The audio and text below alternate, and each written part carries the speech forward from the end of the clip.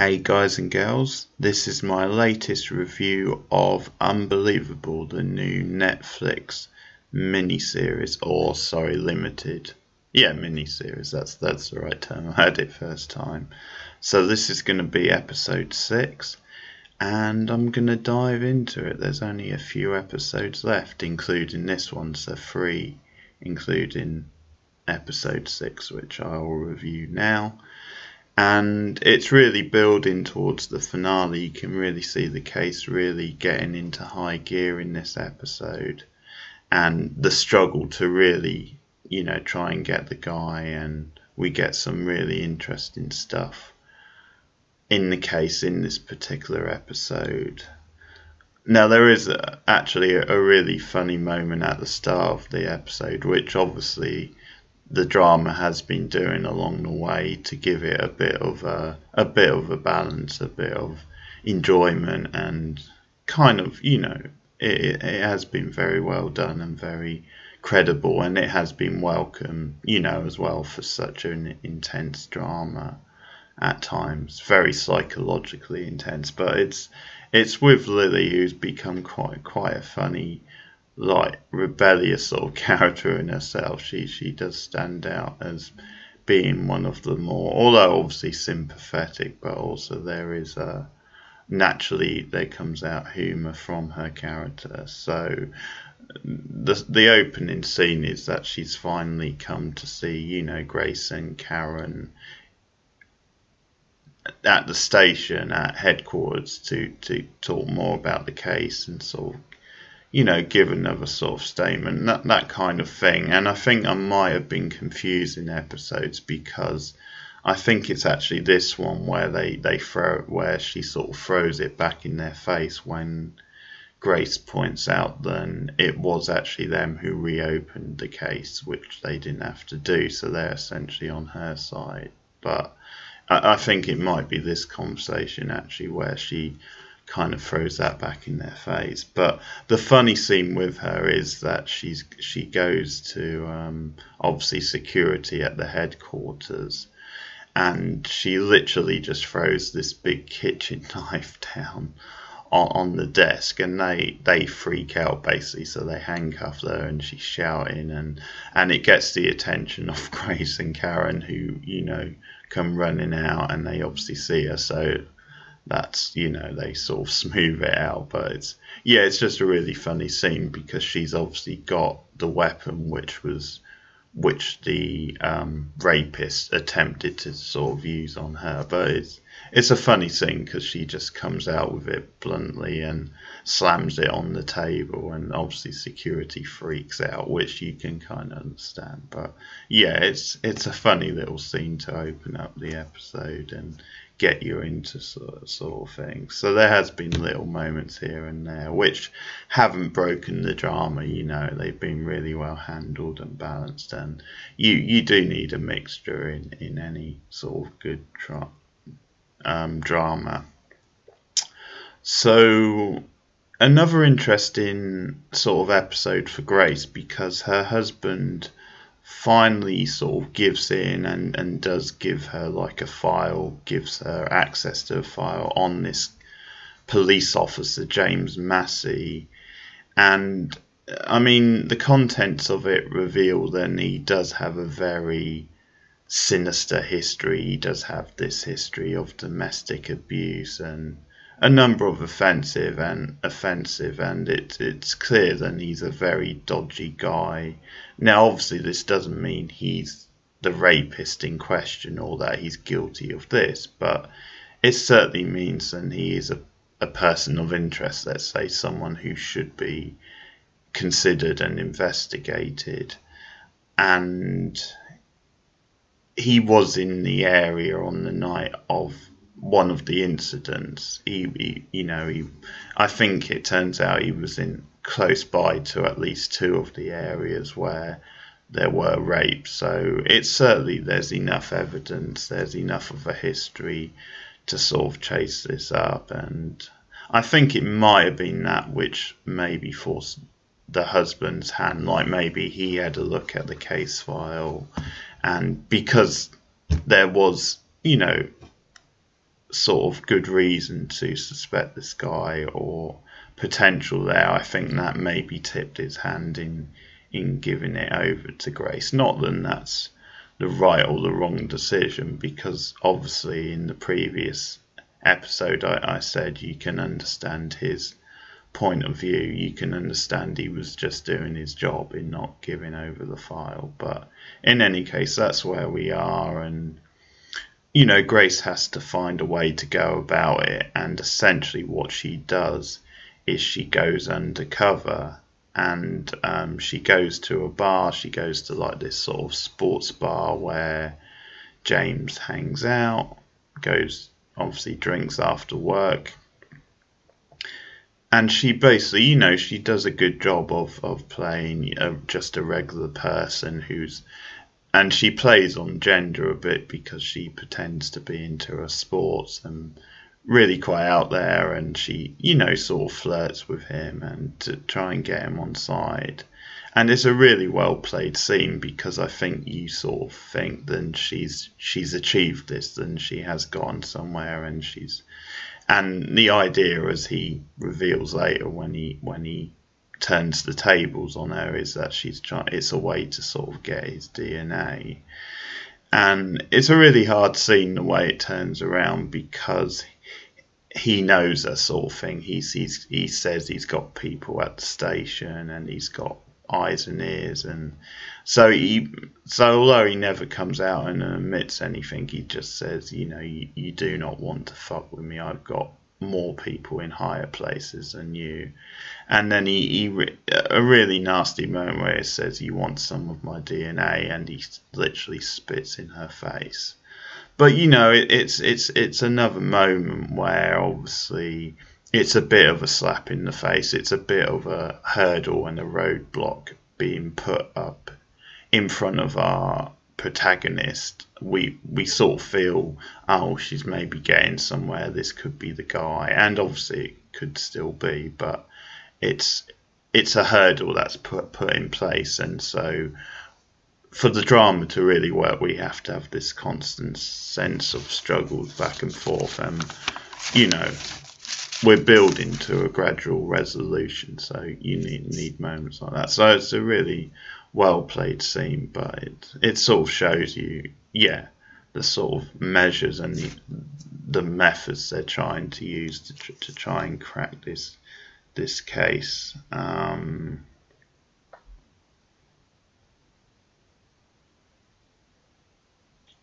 But there's certain DNA and certain evidence that is starting to come up. They get a match for the car which they suspect the criminal used, and so all these different things pile up, and we get more evidence, and they finally narrow it down to this guy Christopher McCarthy, I believe his name is, if I'm correct in that. Yeah, I believe Christopher McCarthy. And you know, he's sort of on the force and has a history, and he ticks a lot of the boxes in terms of, you know, living locally, and there's a certain there's sort of, yeah, he largely fits the description. So quite a lot of things fall into place where they sort of believe this may well be the guy. So there's a nice moment actually where Karen allows Grace allows Karen to do it. She kind of makes up some sort of story about why it's Karen's to do it. Grace can't do it. And it's this nice sort of moment where she's just giving this to Karen because Karen has become so invested in this case, and she's kind of this outsider, as I said, because she's come in from the other prince and she's doing it on their sort of territory. And there's obviously been this distance between Grace and Karen, which they've sort of gotten over largely, and the previous episode was a big step forward in them really clicking and ironing out those distances.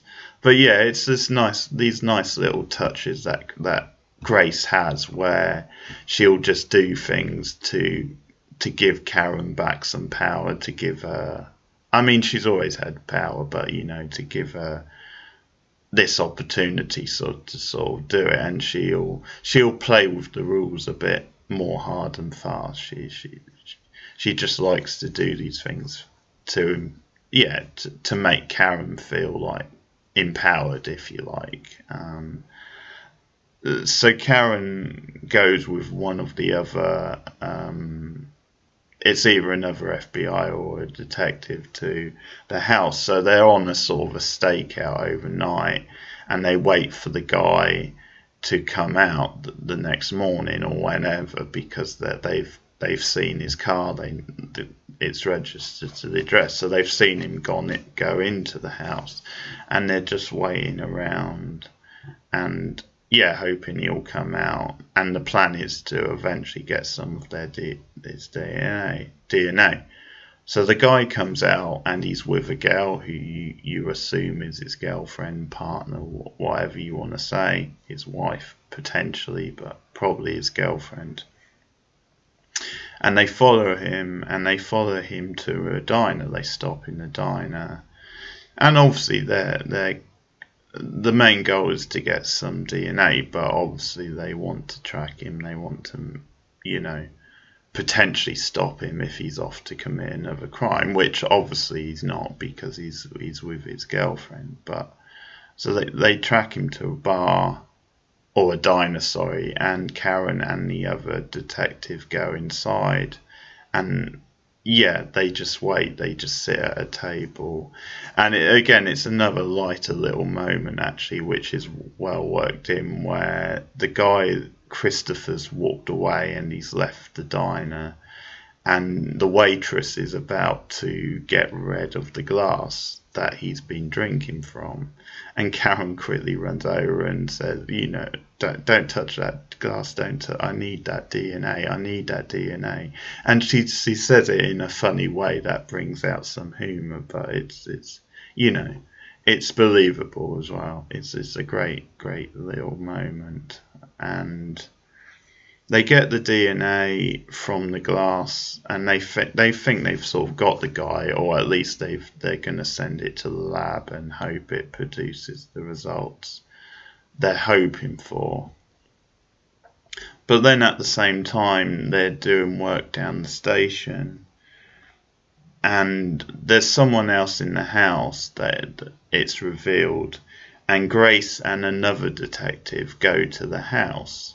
And they knock on the door because they want to make sure, there's no one else in there, then Karen's got the right guy, that kind of thing. And the end of the episode is it's revealed that there's a brother living there. So they're brothers, so they look very similar, and they would have very similar physical, characteristics, if you like. So the moment Grace realises, oh, there's another one, he has a brother, and they both live there, then that creates doubt over whether they've got the right guy. And Grace creates a cover story, and they kind of get out there, but they obviously have to have a rethink. They obviously have to make 100% sure that Karen has got the right DNA. They have picked up, or they're on to the right guy, because it suddenly could be the other guy with them both. So it's a fascinating situation. It's a great way to end the episode. It's just the perfect cliffhanger. And again, the case is really building up, and we finally, they've gotten on to the point where it's sort of looking like they got the right guy. Then it's going to be between these two potentially, but it's just a nice twist that's thrown in there of him having a brother. And again, it's very well done. It's very dramatic. It's very edge of your seat stuff. It's really great drama, sort of drama at its best, really, the way it's been handled. So I guess that leaves me to talk a bit about Marie in this episode. Again, really great performance from Kaitlyn Danvers. She really disappears into herself again, and really, again, really gets across the psychological aspects of what she's going through as a victim and everything else.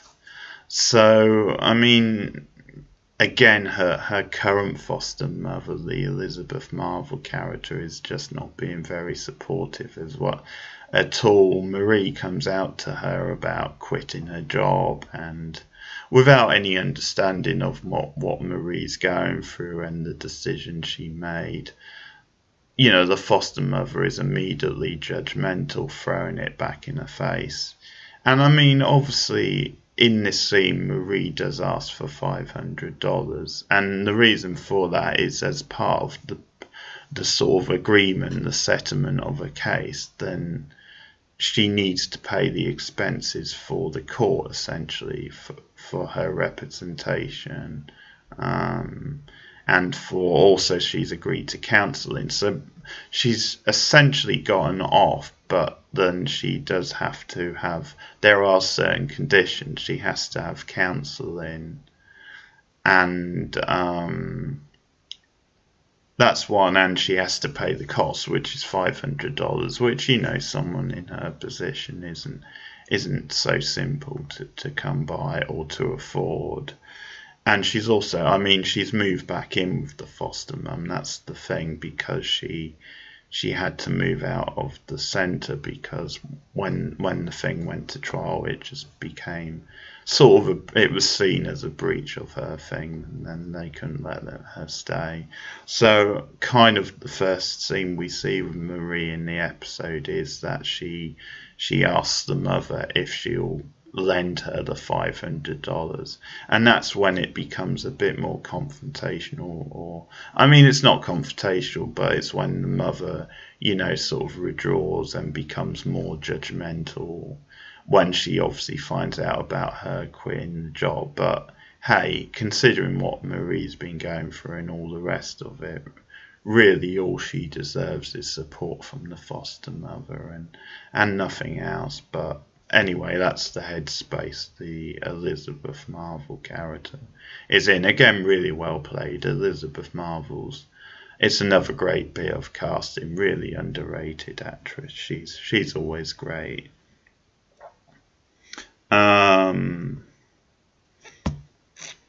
I think we just see the day-to-day again for Marie, how she's really freaking out, really unbalanced, really, not unbalanced, that's the wrong word, but she's really nervous around in society, and just sort of small things, and it just shows you how it builds up in someone's mind when they've been through. So she sees a guy out with a similar backpack, so that puts her on edge, puts her sort of at discomfort and on her guard, and just makes her freak out, because for all she knows, that could be the guy, because it is a similar backpack, and it's the, you know, obviously in the same sort of area. And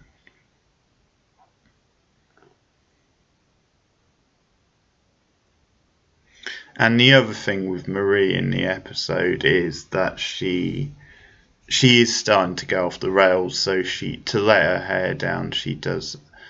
I mean, again, this is really good character stuff, and it's really believable, because again, it comes from Danvers' performance that she just wants to escape the world, and I think you can imagine when something like this, you've gone through it and it's hanging over you, then you do just want to escape, and you want to just simple things like get away and eat comfort food, relax, get away from the world for a while. So, you know, she goes to the store where she wants to buy snacks, and then she asks to be served, and the guy won't do it. He thinks she looks like underage, and she produces an ID which he kind of thinks it is fake, and that's what he puts to her, and she says it's not a fake ID, but obviously he's not taking any chance. He doesn't serve her, and to be honest, we don't quite know. It's not made clear whether it's fake or real, but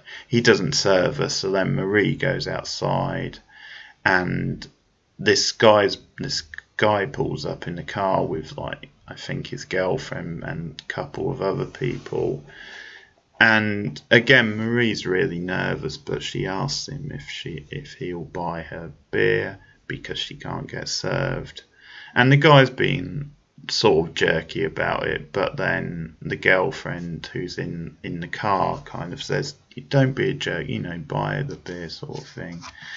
And it's this moment where Marie goes with them. Obviously, he buys her the booze, and she goes with them, gets a lift, and she starts bonding with the other girl, and she actually starts getting high. So again, nothing wrong with this, but it's a sign that, yeah, Marie is looking for something, something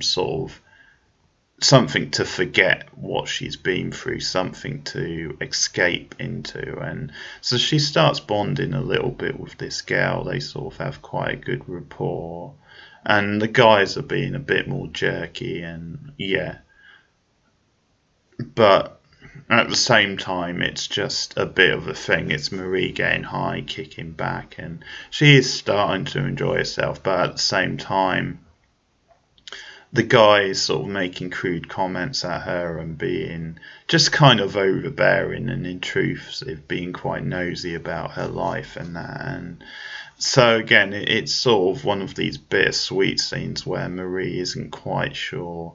At first she's quite enjoying herself, and her and the girl have a good sort of rapport, but it just feels a bit like it's just them getting high, and it's just a short-term buzz, if you like. Is not really going to be something that lasts. But I think also it is shown that you do, when you've been, anyone, but especially someone who's been through something like this, they do need, companionship of some sort, and they do need an escape, because she's had such a traumatic time and it's been weighing down on her. But again, some great stuff with Marie, just some subtle, small stuff, but things that are really relatable and add to the drama.